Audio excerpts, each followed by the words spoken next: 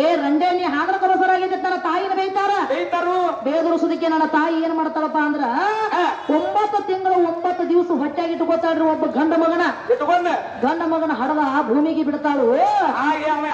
ಅವ ಯಾರಪ್ಪ ಅಂದ್ರ ವ್ಯಾಸ ಮುನಿಗಳು ಹುಟ್ಟ್ಯಾರು. ಏ ಕುರ್ಸಲ್ಲ ಹಾದ್ರ ಹುಟ್ಟಿದ ಕುಲಿಗೇಡಿ ಬೀಜಗೊಳ್ರಿ ನೀವು ವಿಚಾರ ಮಾಡಬಹುದು ಹೇಳ